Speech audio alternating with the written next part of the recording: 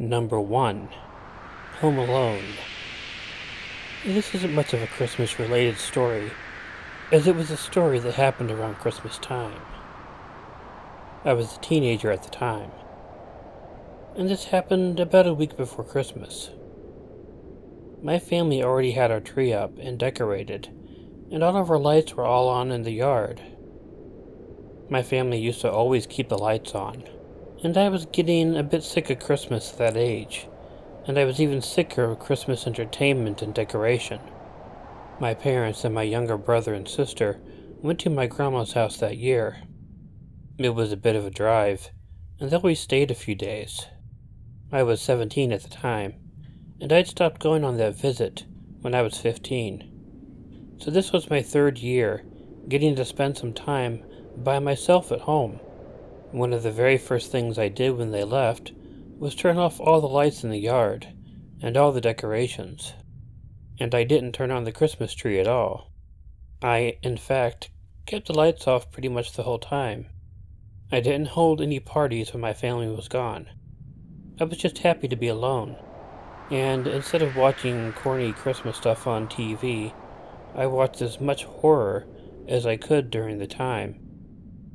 It was the third night that I was alone, that I didn't stay up as late as I had the other nights. I was feeling tired, and just needed some sleep. In fact, I didn't even manage to stay up until midnight that night. A noise woke me up. I couldn't tell where it had come from at first. My eyes darted around the room, wondering if it was in my room. It definitely seemed like what I had heard was either an animal or a person on the first floor of my house. I didn't want to call the police yet because I really wasn't sure what was going on. It could have been a small squirrel or something like that, but I wanted to be sure. I crept over to my bathroom and I looked to see if there was anything there that I could find and use as a weapon.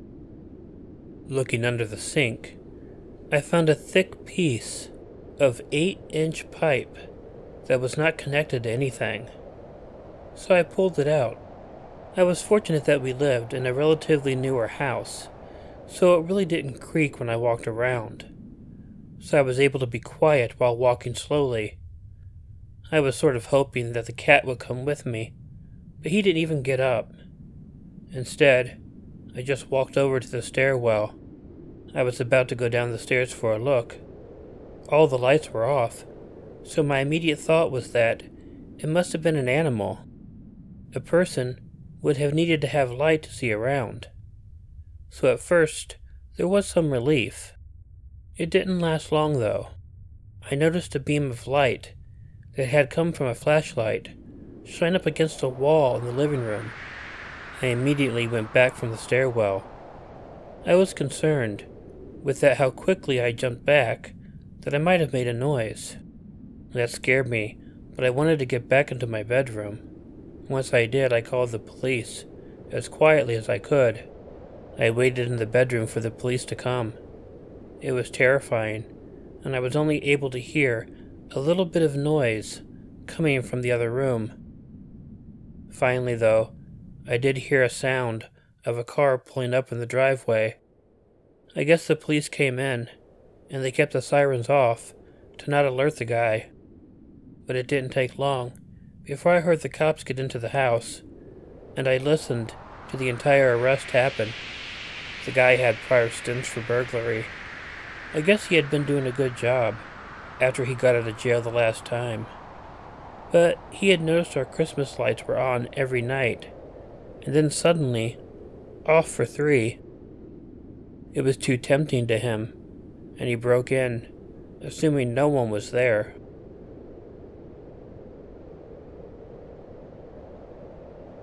Christmas present. Despite having many great Christmas memories from the past, one of the Christmases that I remember most is one when something very unpleasant occurred. And I should begin by saying that neither now nor at the time did we have any idea who might have done it, but we assume it was someone we knew for reasons which should become quite obvious when the story concludes. I've always been one of those people who sleeps really deeply. You could probably have a party in my bedroom and it wouldn't wake me up. I was like that as a kid too. I could fall asleep on a dime also. This also benefited me at Christmas. I mean, I know a lot of kids have problems going to sleep on Christmas Eve, but I didn't. I lay down, went to sleep, and slept so deeply that the next thing I knew I was wide awake and it was Christmas morning. So this happened on the Christmas when I was 15 years old. Plus it happened back in the late 70s. Our Christmas vacation from school began about a week before. I enjoyed that. My children always had theirs start like 2 days before, which I always found quite annoying. And of course, having those days off school I took advantage of. I slept a lot, played video games, and sure, that was just an Atari, but at the time it was extremely cool. Nothing unusual happened in the days leading up to Christmas morning. It was just like any other vacation. And on Christmas morning itself, we had a great breakfast before we got around to opening gifts. I got a lot of good presents, and then as the morning went on and the presents around the tree depleted, I noticed a gift that was marked for me. It was a small gift. The reason that it stood out was that it was wrapped in paper that was different than any of the other presents that anyone had under the tree. I picked it up and sat on the couch looking at it. I unwrapped the small present and it was a square box with a lid. Taking the lid off, I noticed that what was in the box were Polaroid photos, so I took them out and turned them over. As I flipped through them, my face must have reflected the horror that I had been feeling. My dad came over and told me to hand him the photos. He flipped through them and saw the pictures of me sleeping in bed. Not only were they pictures taken that were in the dark while I was sleeping with a flash that didn't wake me up, the eyes were all poked out. There were 8 total pictures in the box. We didn't own a Polaroid camera, so whoever took those pictures had to have broken into our house to take them. But we hadn't been robbed, and there was no sign of a break-in at all. My dad thought one of my brothers may have done it. He accused them of borrowing a camera for a friend and taking the pictures, knowing how sound of a sleeper I was, but they all strongly denied it. When my dad threatened them with some pretty severe punishments, they continued to deny it, and I believed them. We called the police. They weren't able to figure anything out either. I doubt they really looked into it much, figuring it was just a prank, and I never found out who did it. When I wrote this story down, I mentioned it again to my 2 brothers. They maintain now, some 40 years later, it was not either one of them, and I believe it. It was scary for a while. I had problems sleeping for a few days, wondering if it was someone watching me in the dark. But after a while I adjusted, grew past it, and nothing like that ever happened again. I guess since nothing happened to me, it probably was just a prank. But it wasn't a funny one.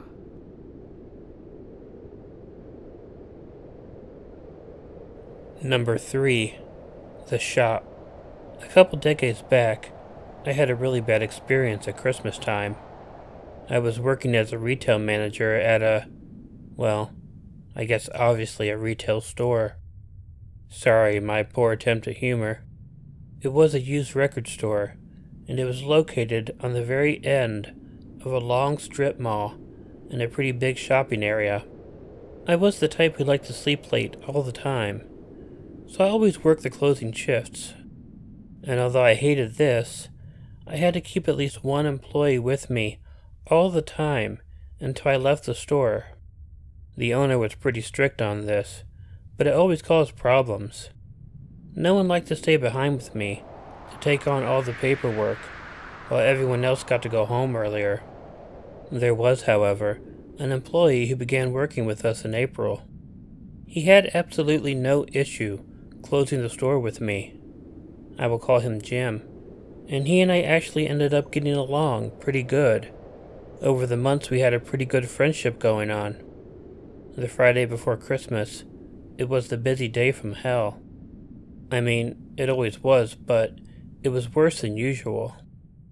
Hell, the racks were practically all empty. I knew the owner would be super happy when he got there in the morning. I let all the employees go home, and I went back to the back to cash in the register. That was the only time that I ever opened the safe up, and of course I was happy to have Jim there in order to have someone to talk to. He went to do some cleaning, and while he was, I was doing the last part of the paperwork. I heard Jim turn off the vacuum. It was normally the last thing he did before coming back to talk to me. However, he didn't come back as quickly as he normally did. I didn't pay much attention to it at first, but I didn't hear him bringing the vacuum back either, and so I was a little bit concerned, but nothing as concerned as I was when it sounded like the bell above the door rang a little. It was fainter than normal, but it still sounded like it rang. I looked out of the office door and looked around. I was surprised to see that Jim was nowhere to be seen in the store, and the vacuum was seen in the middle of the store, and it was just odd. My first thought was that maybe Jim had to leave the store for something, but he knew he couldn't do that, especially when I'm working in the office and the safe was open. I decided to go check the door and make sure that the door was locked. The lights in the main part of the store were off, as they always were, right after the store closed. It was creepy and dark, being that it was the first time I had ever been alone in the building myself after the store had closed. As I got closer to the door, I noticed something throughout the snow. I noticed that Jim had left the store, and I could see him walking back to the store. And he was walking back and had someone with him. That definitely set off a lot of alarm bells. Well, I quickly reached forward and locked the door, and then I stepped back slightly from the door. It was then that the guy with Jim looked up at the store.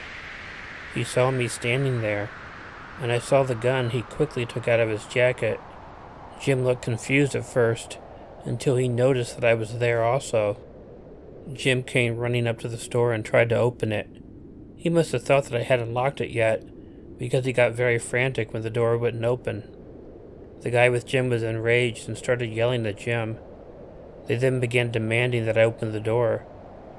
Instead, I turned and ran toward the office of the store. I kept expecting a bullet to somehow get shot through the window and hit me at any moment, but I was able to get into the office and to lock the door, and once I did that, I knew that I would be safe. The door was thick and secure, and there was no way that a bullet could get through it. I called the police, and I didn't come out until I was 100% sure that they were out there. When they arrived, the store owner arrived about that time too. Jim was completely long gone though. Being that he was an employee, he wasn't really that hard to find though. I guess he got greedy from seeing how much money we had and planned on robbing us. I'm really lucky I locked them out because I was worried. Otherwise, who knows if I would be here to tell you this story.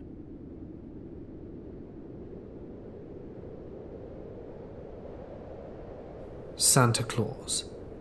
I never believed in Santa Claus. I don't know why, but it just never stuck with me. But my little sister definitely believed, and she was one of those kids who wanted to stay up and catch the old man as he delivered the presents.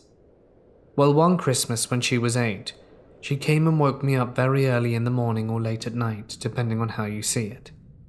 My sister was adamant she saw Santa. She wanted me to come down and see him. I was a bit upset, but I decided to go with her. When I got downstairs, I noticed that our front door was ajar. I felt a shock go through my body, and I began to think about Santa Claus being real. But I quickly dismissed that, and figured the door may be contracted and slipped open.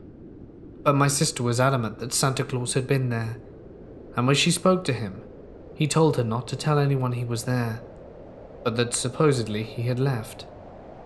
About a week after Christmas, my sister and I were walking to the gas station. She noticed someone across the street and told me, "That's Santa Claus." The guy heard her, and his eyes grew wide. I knew exactly who it was. It was a guy I knew from school who got expelled because he had gotten into so many fights. He ran off though. I asked my sister why she thought it was Santa Claus, and her answer chilled me. He was in the house by the Christmas tree. He didn't have his suit on, but he was holding a present. It struck me that this guy must have broken into our house. My 8-year-old sister interrupts his crime, and that's why he left. The door was ajar after he left. I went home and told my parents. We called the police to make a report, but there really wasn't much they could do. I'm just so happy he didn't hurt my sister or kill her innocence and belief in magic.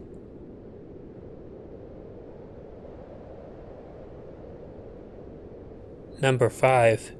Christmas Giving. I'm sending this story sort of at the last minute, but I hope you will consider it for your Christmas video if you have the time. Killer Orange Cat.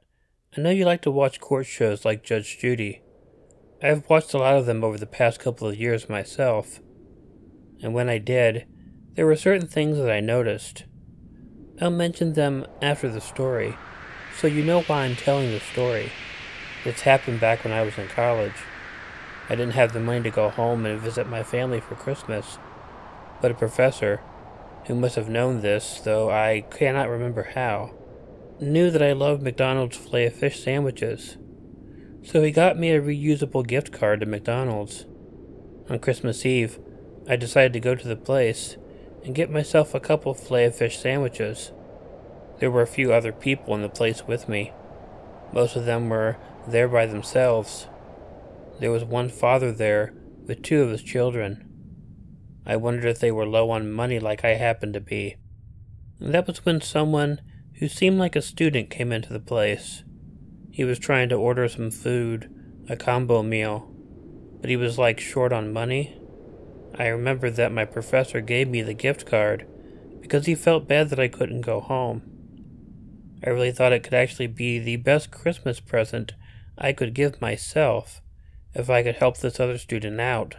I paid for the entire meal using my gift card, and although it meant less for me, it actually meant more since I was helping someone out. The guy finished his meal, and he left the restaurant before me. I remained behind and watched it snowing outside. After I was finished, I decided to walk back to my dorm room.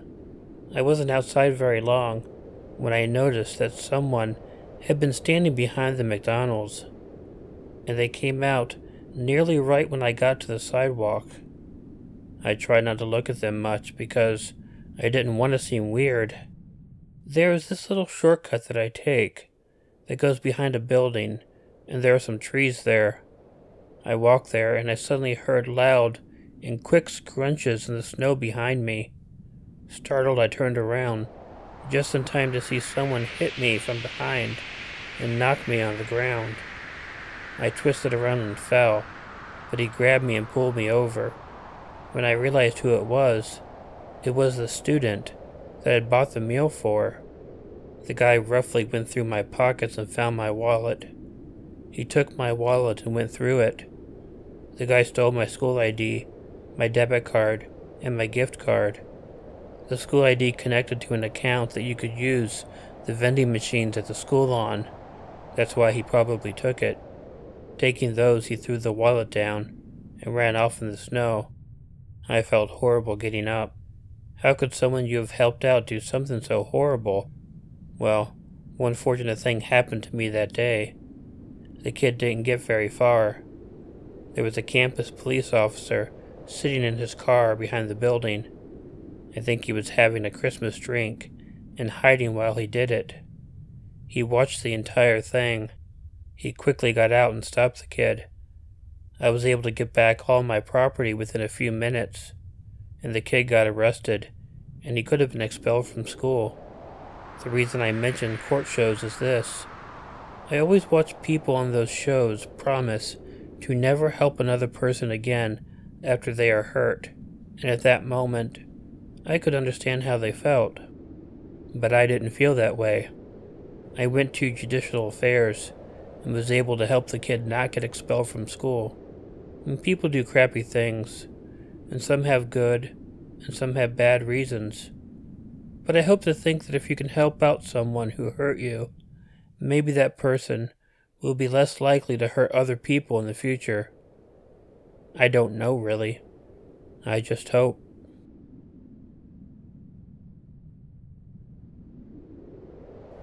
The Stalker. I am a 19-year-old female. This happened last year outside a supermarket on Christmas Eve. I was having a smoke as my family went to various different shops. It's kind of a tradition that we go to town on Christmas Eve, and I noticed that a guy, it was hard to put an age on him, anywhere between mid-30s to 40s, was talking on the phone and kept looking over at me. So, I politely smiled at him. I'm from Ireland. Everyone here has a certain friendliness towards everyone else, especially in small towns, and walked a little bit away to dispose of the butt of my cigarette and call my dad. My dad said he was in a shop nearby, so I told him that I'd meet him there. As I was hanging up, I noticed the same guy was nearby and looked quite lost. I guess here's where I messed up. Any sane person would have avoided him, but I thought he was lost and decided to see if I could help. Well, as soon as I ended the call with my dad, the guy approached me with a huge smile before I could do anything. He asked, in what I thought was a joking manner, if I was talking to my boyfriend, and I said, no, it was my dad. He then laughed and said something along the lines of, well, I guess it's too early for me to meet him then, isn't it? He then introduced himself and asked my name. As I mentioned, I come from a small town where everyone knows everyone, so I guessed maybe he was a friend of the family's. I'm definitely an overly trusting person, and I told him my first name, and he said I was very pretty and asked me how school was going. Again, this kind of threw me off. I'm quite young, about 5 foot, and don't have an overly developed body and could pass for 14. But I was immediately alerted to the fact that this guy was approaching someone he assumed to be young and calling them pretty. I immediately changed my tone from friendly to slightly cold, telling him that I was in college and I had to go meet my dad. Before anyone comes at me for being stupid and naive, I'm very aware that in this situation I was. He apologized and tried to continue the conversation, telling me that he's seen me around and asked if I worked nearby. I very, very stupidly told him that I did, and he guessed exactly where I worked. During this conversation, we somehow began walking through the car park, and I now realize he was trying to direct me to his car. He then offered quite insistently to drive me to the shop where I was to meet my dad, and trying to impress me with his car. I curtly said no and left as quickly as I could. I had mentioned this encounter to my parents and co-workers, and we all agreed it was a little odd. Fast forward a few weeks, I had basically forgotten the whole thing. That is until I came back from my break at work, and my co-worker told me about a customer. She said that he seemed to be looking for someone and was in the shop for about 20 minutes. This was unusual, as if I remember correctly. She said he only had 1 or 2 things, and it's a small shop, so there's no reason as to why he would have been there for that long. My mind went straight to the odd guy outside the supermarket, and after my co-worker described his appearance, my suspicions were confirmed. Thankfully, as far as I know, he was never in the shop again, and I haven't seen him since.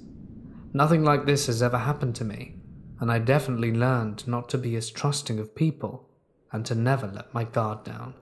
So creepy car park stranger, let's not meet again.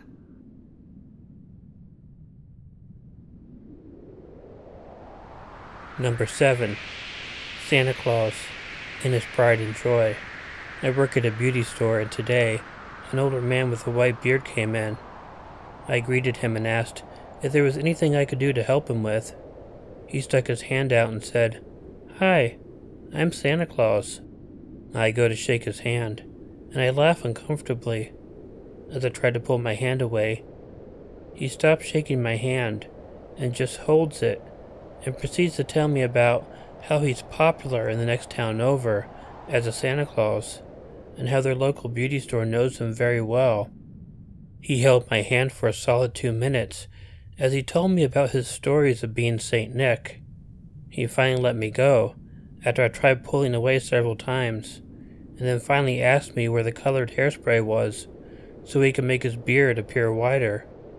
After helping him, I took him to the register to ring him up, and as I tell him his total, he hands me a card with a picture of Santa Claus on it that says, "Happy Holidays" on it. I take it and say, "Thank you," and he then pulls out another card, but keeps it face down. He then says, "Now this one is my pride and joy. When I give this one to you, I want you to keep it for yourself, and not show anyone. Not your husband, or your boyfriend, nobody." I was so uncomfortable, and all that I wanted was for this man to leave the store. He made me promise I wouldn't show another soul, which made me even more uncomfortable. I nervously take the card, in hopes he would leave sooner. I quickly turn the card over and glance at it, thankful that it was just a picture of a wax bottle that said Pride, and a dish cleaning bottle that said Joy. The jokes seemed like innocent dad jokes, until what he said next. He then proceeded to ask me how long I've been working there, what days I work, and what my hours were. I just answered by saying I'm not sure, over and over again, since I find these things to be personal information. He then asked me how many other girls work at the store. I told him I didn't know. As I told him his total for the third time, he finally hands me the money. As I give him his receipt and his items, he then asks me if I'm married. I tell him no, but I do have a boyfriend. He says to me, "You should just stay single. That way, you'd be able to please every man." I look at him with disgust and I tell him, "Okay, sir, you have a nice day." And then he looks at me in the eyes and says to me, "You stay safe out there." I'm serious. Then he walks out the door. Dear Mr. Santa Claus, the only person I need to stay safe from is you.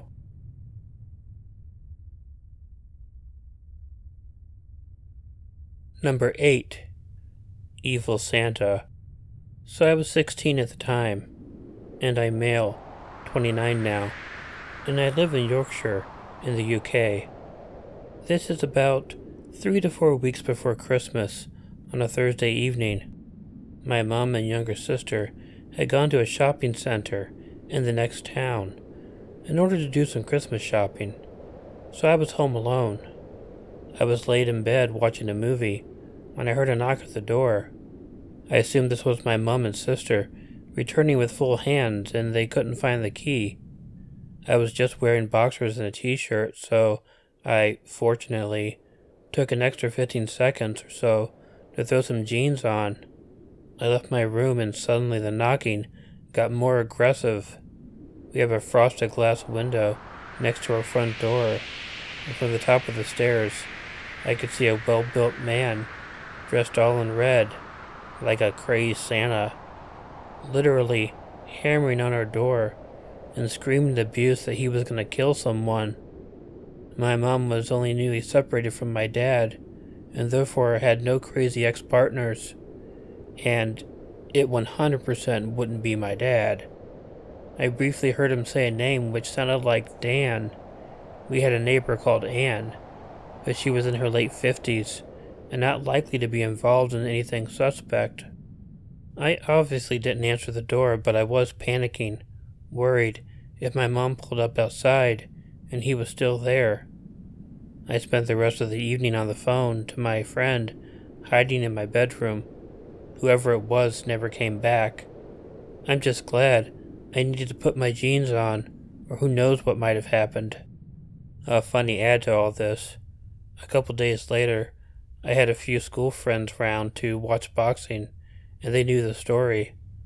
A car pulled up, and a stocky man got out, and we were all ready to rush him, but it turns out it was our other friend's dad, dropping him off, as they'd been for a family meal first.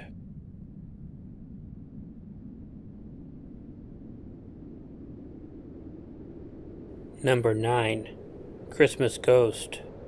So I'm posting this here to see if anyone else has had a similar experience, because my research into what's happening hasn't really left me with anything. My family and I used to set up a nativity set all the time for Christmas. It sits right on the table, under the TV in the living room. Each year that we have had the nativity up, Joseph always ends up getting turned, facing completely away from Mary, full back turned towards her. My mother and I used to think it was my stepfather moving it just to mess with us, but he would never admit to it. For the past 2 or 3 years, however, we for some reason just never got around to setting it up for the holidays. Well, this year I was cleaning out the basement, and I came across it, and I decided to set it up in our living room again. I completely forgot that Joseph used to be moved pretty much every night until a week or so ago. I was gonna head to bed, and I happened to look over and see that Joseph had been turned completely away from Mary.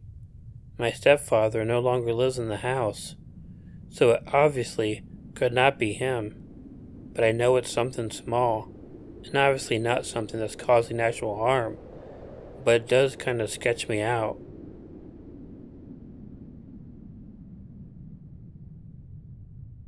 Number 10. Getting chased in the dark. This may not be as scary as other stories, but it did sure scare me. I was at a friend's house. They lived across the street from my grandparents, and we were having a Christmas party. It was about 7 p.m., and where I live it gets extremely dark, extremely quickly. My grandmother told my sister and I to be home by 8.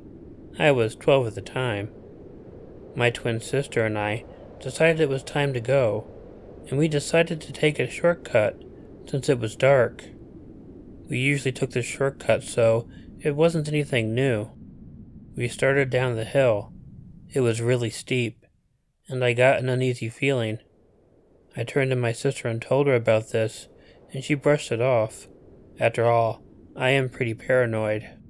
She turned on her phone flashlight because she wanted me to stop panicking, and we continued down the hill. I stopped for a minute, and a minute or so later, because I thought I saw something. This was the best thing that happened because there was someone there. I turned to my sister and told her I saw someone, and she saw them too.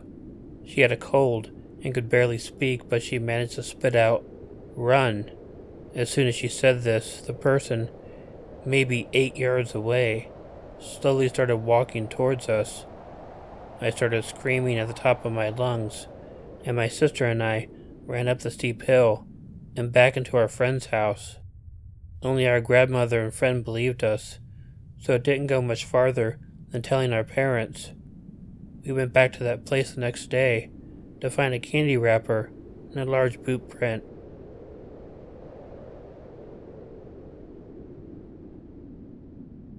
Hey y'all, Killer Orange Cat here. I want to wish everybody who celebrates Christmas a Merry Christmas, and I'd like to thank Mortis Media for joining me on this collaboration. Once you're done, please use the links to go to his channel, and check out the other half of the collaboration. If you like this video, please let me know by hitting the like button. If you're not already subscribed to Killer Orange Cat, please feel free to hit the subscribe button and the bell below, or wait for the icon of Ichigo the cat that will appear at the end of this closing.